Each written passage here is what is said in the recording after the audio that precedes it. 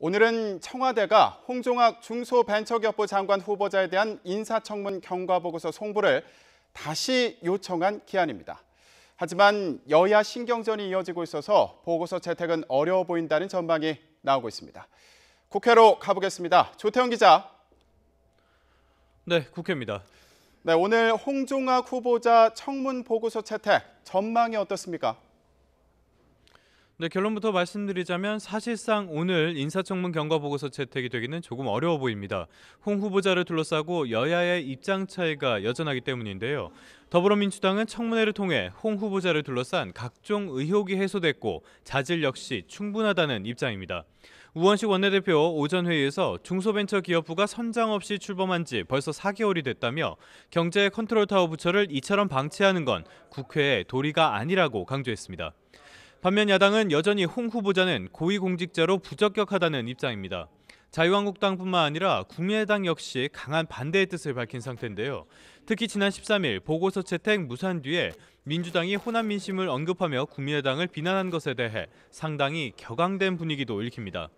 오전 회의에서 안철수 대표는 국민은 지진을 이겨내려 힘을 모으는데 청와대는 홍 후보자를 살리는 일에 몰두한다며 한 사람을 위해 모두 등을 돌리는 일을 하지 말고 홍 후보자를 포기하라고 주장했습니다.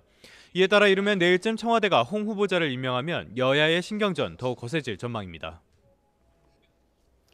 네, 오후에는 당정회의가 열린다고요. 어떤 내용이 다뤄집니까?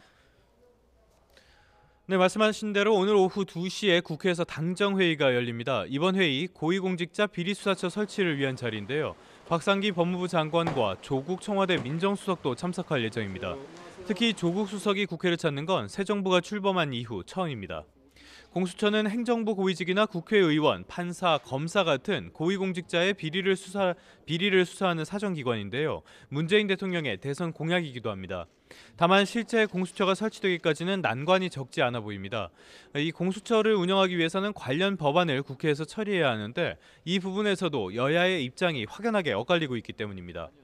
더불어민주당은 공수처 설치에 찬성하고 있지만 자유한국당은 사정기관 위에 군림하는 또 다른 사정기관일 뿐이라며 반대 입장을 분명히 한 상태입니다.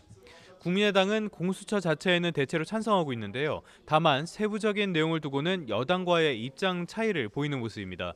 따라서 실제 공수처 설치까지는 상당한 진통과 또 시일이 불가피할 전망입니다. 지금까지 국회에서 YTN 조태현입니다.